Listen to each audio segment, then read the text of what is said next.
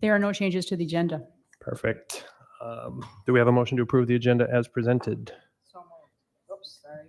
So moved. Second.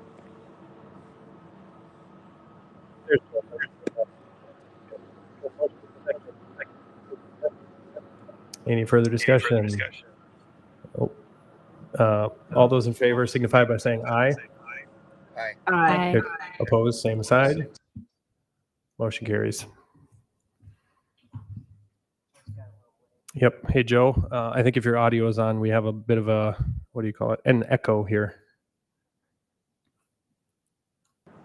Okay, I'm muted as much as possible. Thank you. Okay, on to the consent agenda. Do we have a motion to approve the consent agenda? I'll motion to approve the consent agenda. Second. Okay, we have a motion and a second. Any further discussion? Any further discussion? All right. Please poll the board. I've already forgot your name. I'm so sorry. Ben, thank you. Gosh, I'm sorry, Ben. Ben, can you please poll the board? Yes, Commissioner Epstein, Aye. Commissioner Dawson, Aye. Commissioner Hill, Aye. And Commissioner Deutsch. Aye. Okay, we're working our way through it. We're just fine. Okay, recognition of audience public comments. Do we have anybody in the audience who would like to speak who is not on the agenda later in the meeting? All right, wonderful. I'm going to read the rules here. So if you can step up to the microphone, please make sure the microphone is on. There'll be a little button on the right-hand side. Make sure that that is red. Okay, we ask, well, I think you'd already signed up, so we ask you to sign up, and then once you start speaking, please state your name into the microphone and your address for the record. So we ask that you refrain from using this forum to criticize or complain about a specific employee by name. We are interested in your comments and we will listen carefully, but we are not obliged to respond or debate issues in this forum. Should you desire a written response to a specific question, you may request it. You will be allotted 3 minutes and I will start my timer. So just heads up when we get there, I'll kind of let you know. If as a point of order, if any speaker wishes to talk later in the agenda, comments are limited only to the agenda item at hand, which I don't think we have to worry about here. Otherwise, you may be ruled out of order and additional measures may be taken up to or including removal from the meeting. Shouldn't have to worry about that. But I will start the timer. So again, if you can restate your name and your address, please, and then Joe Christensen, Fargo Youth Hockey Association Executive Director. Our offices are 3955 40th Avenue South, Suite A in Fargo. Purpose of me being here today is just to talk about the relationship between Fargo Youth Hockey and the parks. It's been, I started with Fargo Youth Hockey in just June of last year, so fairly fresh. There's been some contention and a little bit of strained relationship based on our commitment and contract with this Iceplex here at the Sports Center.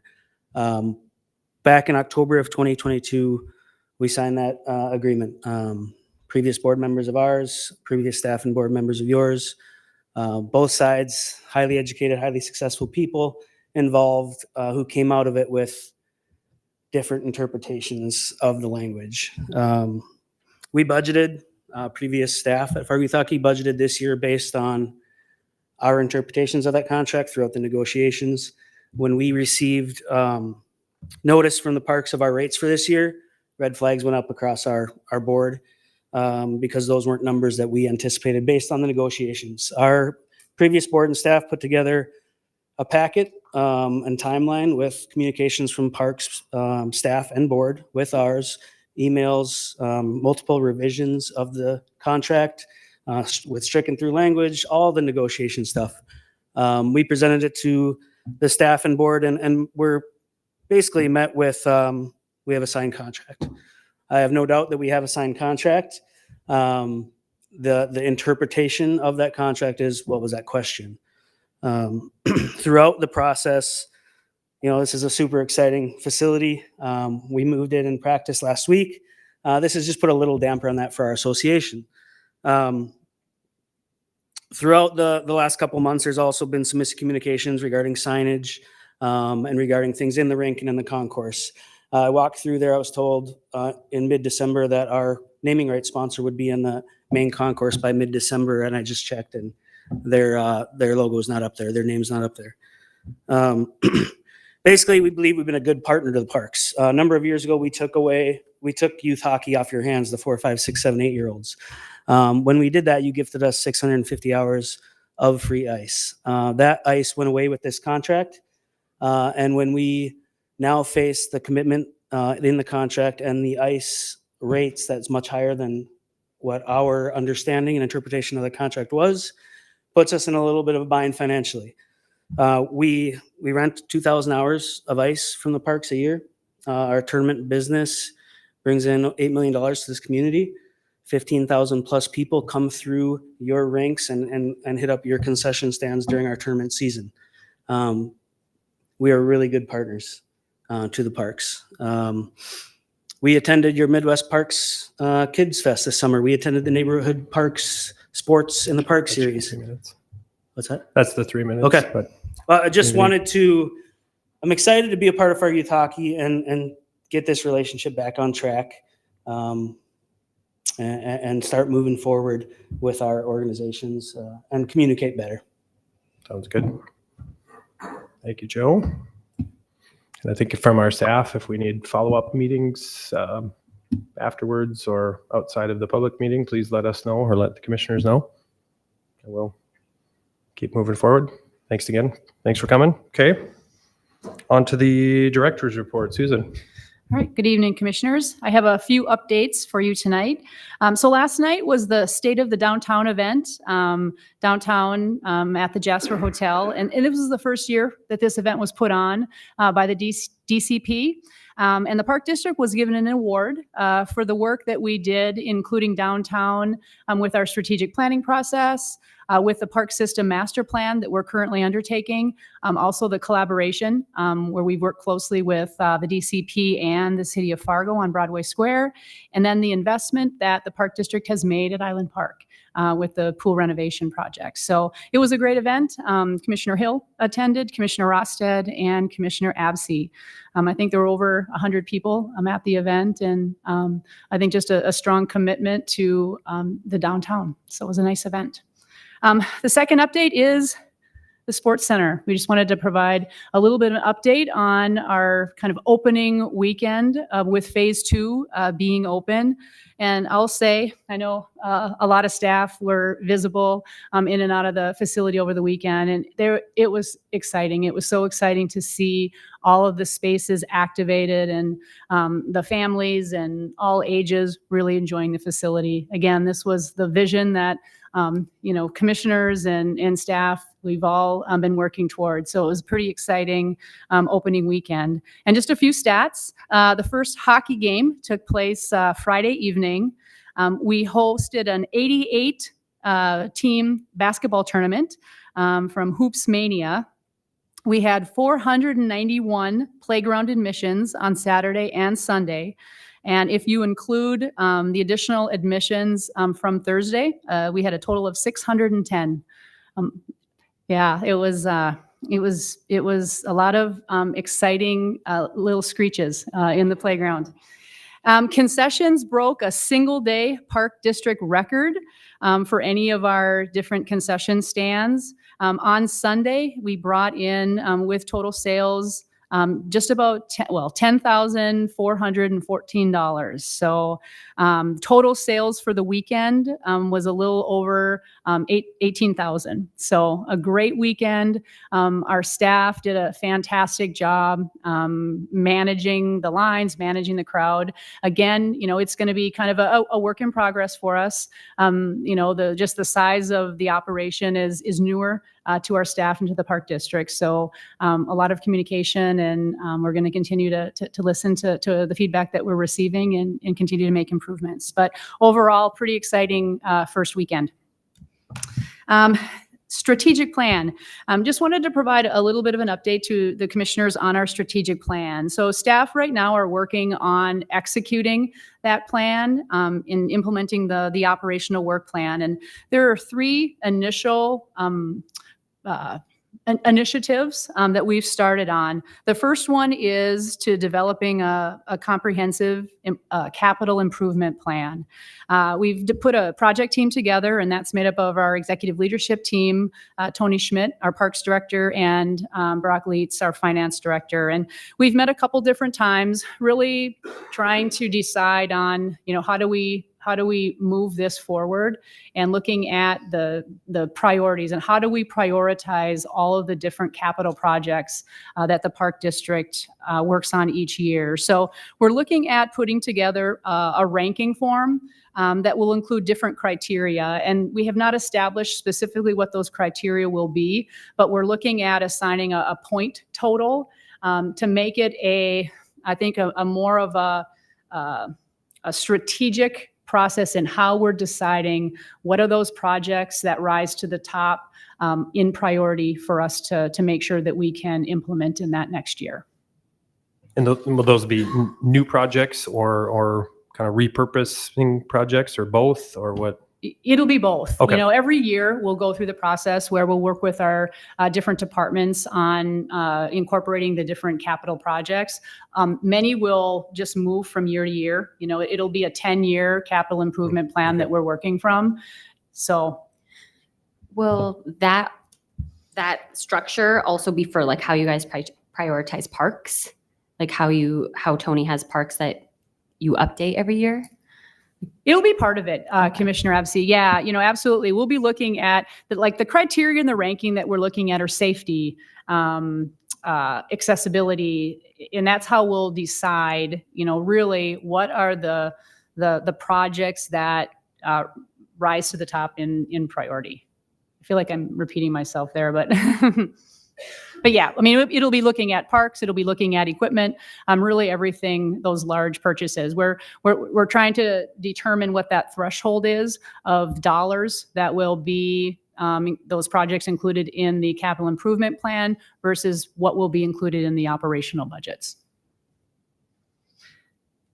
And then two other projects that we're kicking off are both centered on community engagement and really developing standardized community engagement framework and processes for gathering community input. We've got a group that's working on parks, facilities, and trails, and then we have another project team that is working on our programs and events. So again, more information will come, but those were really the three initiatives that we'll be focusing on in the first quarter of 2025. And then the last update I have is just a reminder for Thursday. Thursday is the grand opening of Phase 2. I know I've just stated a bunch of statistics from that first weekend, but this is where we're going to open up to the community. The first program is going to be from 3:30, starting at 3:30, and this will be on the East Wing. So really celebrating the pickleball courts, basketball courts, the playground, and our community rooms. And then at 4:15, there'll be a separate short program over on the north end celebrating the opening of the hockey rinks. And then it'll be open for the public to use those different spaces from 4:30 to 7. And with that, any questions? All right. Good stuff. All right. Thank you, Susan. We're going to move on to the Park District Foundation update. Mr. Craig Beer presenting. Good evening, commissioners. Each year, the foundation, we make it a priority to give an update to the commissioners on a review of the previous year. 2024 was absolutely a year of opportunity and new beginnings. We've had such a high focus on the sports center facility, so definitely feels good to be standing here in front of you today in this incredible community facility. Our foundation and our volunteer board has put in a lot of hours and time. Other people in the fundraising advisory committee as well. So, 6 years of hard work towards this, and exciting this week to be opening Phase 2 to complete that. Like Susan had said, the energy in this building and to see this space active has just been incredible. So, just before I came down here tonight to look on the walking track, and there had to have been 80 people walking on the track. So just feels really good to be in here and a week of celebrations. So in your annual report for 2024, just want to highlight a few things as you scroll into it. We have added a new foundation board member, Bob Bartel, who's with Midco. He's been an outstanding addition to our foundation board, heavily involved in Moorhead with their youth golf, our youth hockey association. As we continue to grow our foundation board, we will be looking to add a 9th foundation board member in 2025. We've moved our structure to more of a committee group where we have executive development and planning. So excited to keep that growth as far as how we operate, but it's been working very well in this new format. So in 2024, we raised $622,000 in donations and another $385,000 of in-kind gifts, so putting us just over $1 million. Also in your booklet, we got to the Sports Center, and again, to open this in May, and it was a great opportunity for our donors to also experience that VIP event and also the public event. One thing that makes foundations successful is to be able to show success and for people to experience it. And that was something we heard a lot of this year is our donors feel really good about being a part of such a community and such a multi-purpose space. So again, this is an amazing facility. We're excited for a foundation to play a role in that. The next project we'll be focusing on will be the Island Park Pool. Another exciting project that will open summer of 25. To date, the foundation has raised $1.5 million towards that project. So we're only about 6-7 months away from opening another great community facility. We are also working hard for Giving Hearts Day this year to work with the FM Gators. We are announcing tonight that we have a $125,000 match for this year from an anonymous donor. So we'll be working closely with the FM Gators to get that matched on February 13th for Giving Hearts Day. It's been a very special day for our foundation over the years to be able to invite the community to be a part of, this of our foundation and the Park District projects. A question we get asked a lot is, or a lot of nonprofits get asked, what makes you different from the other 600 charities on Giving Hearts Day? And my answer always is, we truly serve the vastness of our who and how we impact is hard to match. I mean, we impact people in all realms in our community. Again, great nonprofits and charities, but I think we're unique in that aspect of who we impact in Fargo and our region as well. So we'll be working very hard over the next month or so to get that matched and to continue to fundraise towards Island Park Pool, and be looking forward to opening that this summer. Another focus of the foundation has been scholarships, and I'm excited to announce that in 2024, we surpassed our goal of $20,000 in scholarships at nearly $21,000. So a majority of that is raised at our golf event in May at Rose Creek. We had other donations this year to get us over the hump. So we had a 25% increase from 23 to 24, and we'll continue to try to grow that scholarship program. Our goal for 25 will be 25,000. And we certainly see opportunities to expand scholarship focus and opportunities as our foundation grows and as more people are aware that we are raising dollars towards this. And obviously in the new Sports Center facility, as we expand as a park district, these scholarship opportunities will expand as well. Another focus has been for memorial benches, trees, and also an endowment fund. So we're partnering more with the Parks Department this year to really have a focus on the park benches. And our foundation has been involved in high-level gifts, north of $5 to $10 million. But these park benches are also important to our community. This fall, early winter, an officer in Fargo Police Department, we worked with the city, the police department towards benches, towards a family. And there's some amazing stories behind the scenes of how much our parks mean to our community, and especially to this family. So excited to expand that too moving forward. The endowment fund was something that we just barely got finished before the end of 24. Thankful to our foundation board members for extra meetings and extra phone calls. But we are excited to have that established, and we got our first gift of $50,000 here right before the new year. So we will look to expand that endowment fund, be very aggressively here over the next few years. A goal we've set is $1 million for that endowment fund, and we will work hard at that. So we're certainly learning a lot about this process and what opportunities are out there. But we have certainly have found that people do care about the future of the park district, the amenities that we can offer to our community, and this endowment fund will be a great avenue for people to be a part of that. Craig, Yes. if people want more information about benches or trees or the endowment or the scholarships, do they reach out to you? Yes, if they want to reach out to the Park District office and be directed to the foundation or foundation@fargoparks.com, simple email, and we'd be happy to talk to anyone about those opportunities that we offer. Great. Thank you. Thank you. Again, just to recap, I think one thing that's really exciting each year is our foundation events, an opportunity to meet with our donors, for this year to walk through these walls and to see kids active in the spaces and to see the smiles on the faces of our donors. That's incredibly rewarding. We look forward to expanding other events in the future. We're kind of in this transition phase of heavy focus on Sports Center, Island Park, and we're working towards other expansions of the foundation. We have a very bright future with the Park District, the foundation.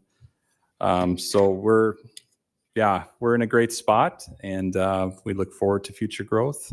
And if there's any questions, I'd be happy to answer them this time. Exciting times. Absolutely. Can you remind me? So the gifts to the foundation was, did you say around $1 million with in kind? Just over $1 million between in-kind and charitable gifts. Okay. And then the pool you said was closer to 1.6 specifically for the pool? We're over 1.5, and that's been over the last 2 years. Okay.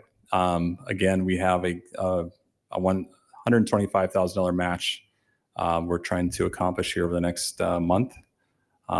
So yeah, perfect. Yep. So are you saying the Giving Hearts Day is going to be geared towards the pool? Is that what Yes. you're, okay, Yeah, so And that'll that's be a why heavy they- focus. sorry. And that's why the Gators are involved, Correct. the WISE swimming program. Correct. Okay. So the last 3 years, we've Giving Hearts Day has been for this very heavy focus on the Sports Center facility.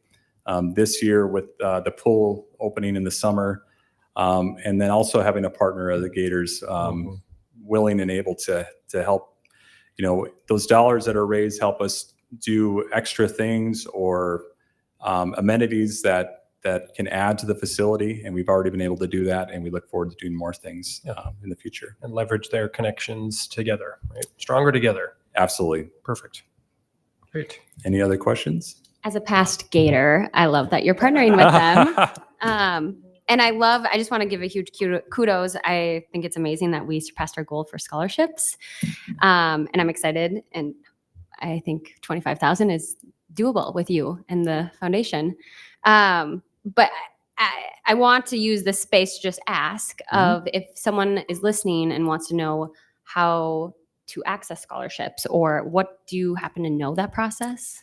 Yes, if they contact the Park District main office, the Recreation Department manages the scholarship program. They can go online, and I think our program is coming out here very soon.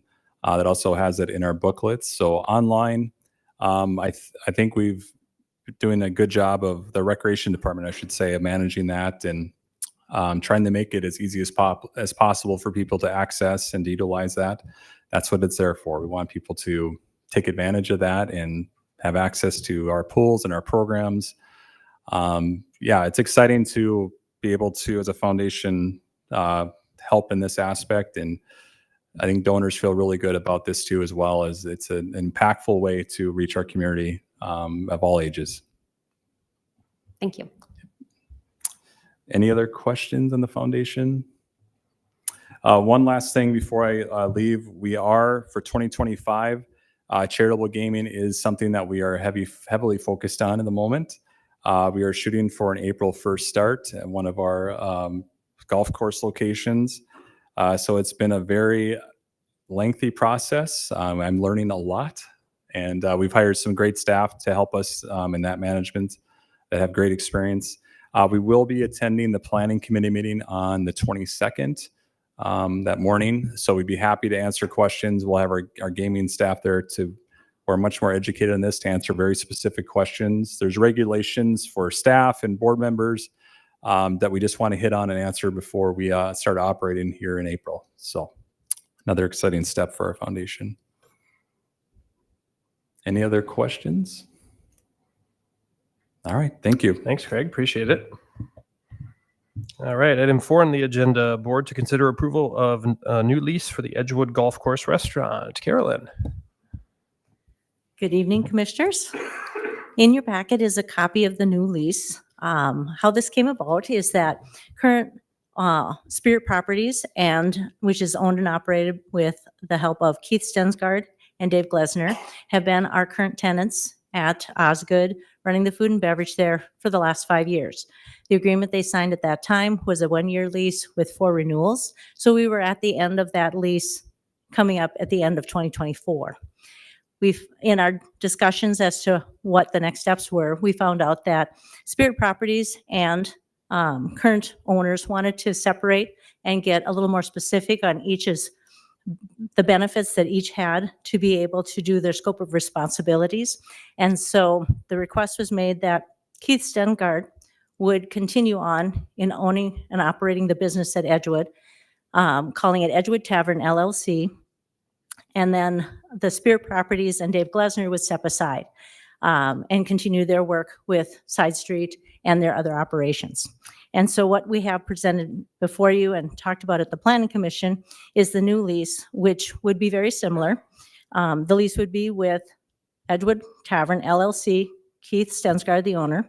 It would operate as a term for 1 year with the opportunity for 4 renewals. There's also, as requested by the board, an opportunity for the landlord's right to terminate, as well as the standard agreement. Rent would remain the same, 7% of gross sales up to $1 million, and then it would increase to 10% if sales were in excess of $1 million. The tenant has the responsibilities that are very similar. They clean the bathrooms, they take care of common areas, they're responsible for some certain utilities. The Park District maintains the course, the parking lot, and a lot of the exterior and the building itself. This lease is for golf seasonal operations, April 1 through October 31st. And there is a possibility in the future of off-season hours, but that is not specifically outlined at this time. And then the hours of operation were also included so that we have agreed upon hours for when the restaurant is open and what kind of time that the beverage cart is offered, as well as what they would be able to do for extra events, whether it's graduation parties, anniversaries, some of those kinds of things. And then it does also contain part of the agreement where the Park District has the option to operate the charitable gaming when that becomes available as well. And so what we're asking tonight is that you consider approving this so that we can start the new year with a new contract, but a known vendor. Any questions? Just to remind us, and you probably said it right away, but Keith and Dave, when did they start operating at Edgewood? How 5 years long? ago. It's 5 years. Yeah, so they've Yep. been, so Keith has been there for 5 years. Yes. So it's basically we're just, partner is peeling off and one is going to keep operating as is. I would imagine should be pretty seamless and the public shouldn't really see much of a change. If anything, Keith has some new ideas. Oh, He does okay. want to bring in, he brought in some booths. He has some ideas for some different offerings. And so again, he does not want it to be the same old Okay. either. So there Good will to know. be some things that way. But again, they've paid their bills. We've enjoyed working with them. They've enjoyed working with us. So we would like to continue this arrangement. Perfect. I move that we approve the new lease for Edgewood Golf Course. I'll second. Okay, we have a motion and a second. Any further discussion? Any further discussion? Hearing none. Ben, Can you please poll the board? Commissioner Epstein, Aye. Commissioner Dawson, Aye. Commissioner Hill, Aye. Commissioner Roach.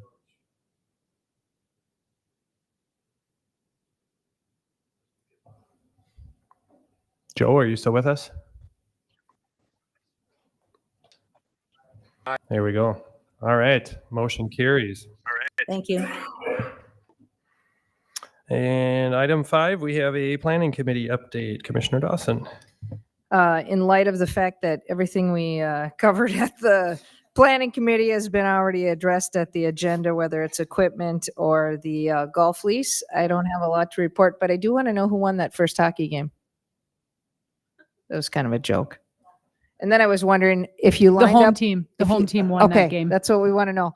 And then if you lined up all the brisket brats that were sold, how long would that line be? Because we used to measure in hot dogs, but we've moved beyond the basic hot dog.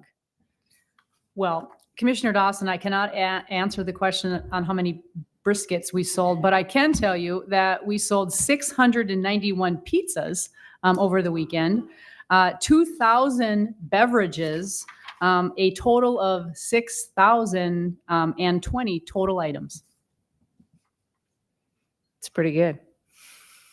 And for the record, the Hill family bought a few of those pizzas on Sunday. We were out here, and our daughter was one of the attendees in the playground. So it was really fun. I was out here on Sunday all day. I know Kaylee Mork was out here with her team, and then I saw all of the other staff members out here too. So they were here. They were running. They were activated. So it was really exciting to see.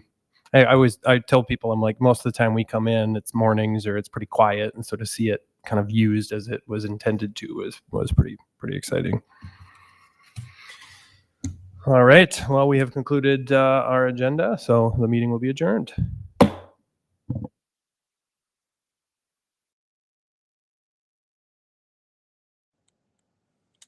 Thank you.